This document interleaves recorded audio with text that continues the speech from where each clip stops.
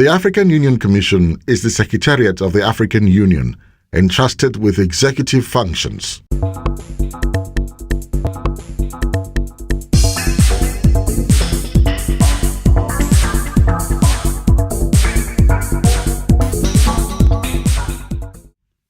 It is headed by a chairperson. The chairperson's office comprises a chief of staff, a deputy chief of staff, advisors, and 8 directorates or offices, namely: Office of the Secretary General of the Commission. This office undertakes tasks that enable the Commission to discharge its responsibilities as the Secretariat of the African Union with regard to servicing its own and servicing other organs of the Union, as well as ensuring smooth relations between the Commission and the other organs. It assists the chairperson of the Commission in monitoring the implementation of the decisions of the Union's policy organs. It serves as memory office and unit for the Commission and other organs of the AU. And it serves as the head of the African Union Commission staff and is responsible for interdepartmental and directorate coordination. The Directorate of Information and Communication. The objective of this department is to disseminate all the information on the African Union, to advocate for the Union, and to promote development of media in Africa.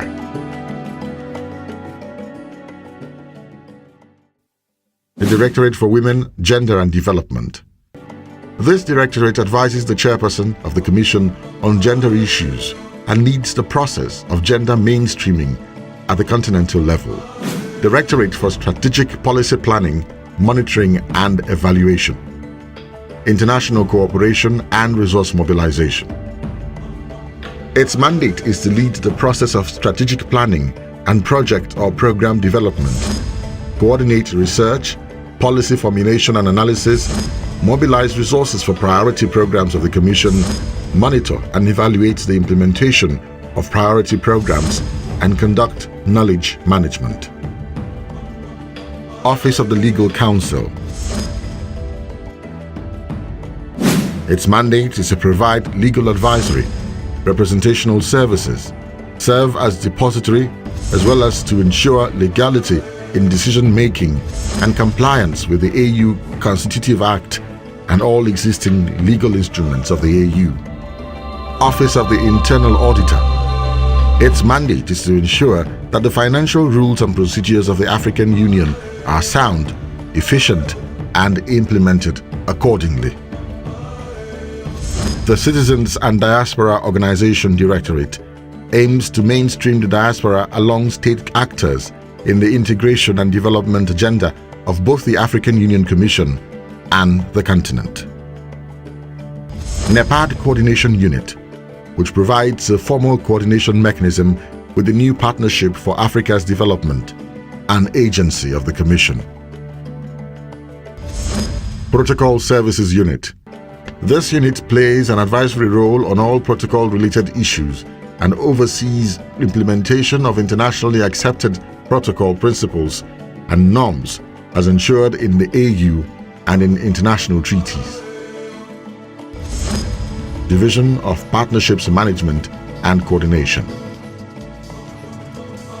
While the AU is still a young institution, it is creating frameworks and structures to enable it to be more efficient. In this effort, the AU Commission has, since 2008, divided its activities into 4 pillars: peace and security, development and integration, share values, institution and capacity building.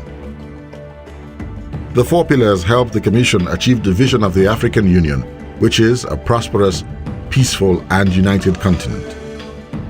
In other words, a continent free from want and free from fear. The Commission recognizes that it is impossible to have sustainable peace without development, and vice versa.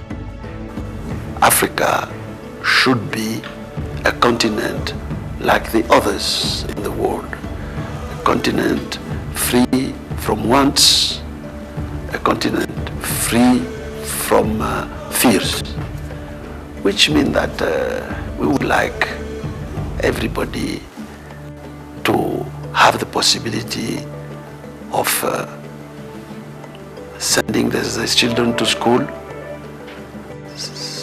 curing their people, you know, the children, the family, the population should be in good health, you know, having a job.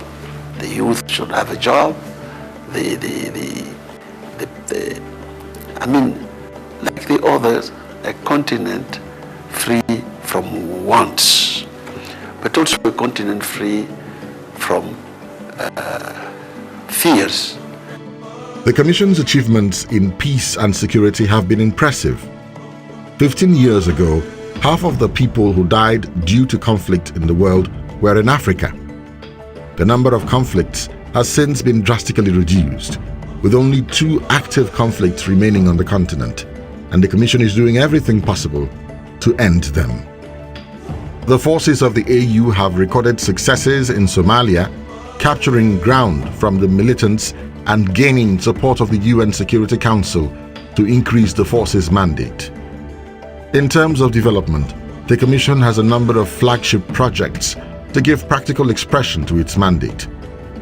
These include projects in rural economy and agriculture, human resources, science and technology, social affairs, infrastructure and energy, economic affairs, trade and industry, and gender.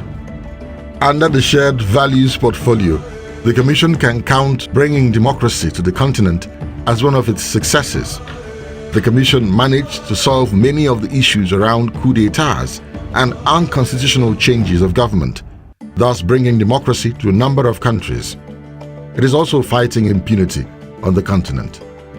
In the field of integration, the Commission applauds the formation of the free trade area formed between the Southern African Development Community and the Common Market for Eastern and Southern Africa and the Eastern African Community in 2010. The new arrangement will constitute 58% of the continent's GDP. It can be used as a best practice on which other regions can build their own formations, culminating in a continental free trade area. Collectively, the 54 member states of the African Union have a voice. In international forums, therefore, the aim is to address issues of common concern in one voice. The African Union Commission has promoted the voice of Africa in climate change negotiations and in discussions at the G20, G8, and many other forums. Like many young organizations, however, the Commission faces a challenge of inadequate resources. In order to have sustainable sources of funding, the Commission, on behalf of the African Union, has put in place a team to investigate the possibility of establishing alternative sources of finance. Another challenge for the Commission is to be recognized as a truly significant player in global affairs. While Africa, through the African Union, aims to solve its own challenges through African solutions, other global organizations do not always give due consideration to the solutions proposed by the continent. Going forward, the Commission will continue to be an efficient and value-adding institution, driving the African integration and development process, in close collaboration with African Union member states, the regional economic communities, and African citizens.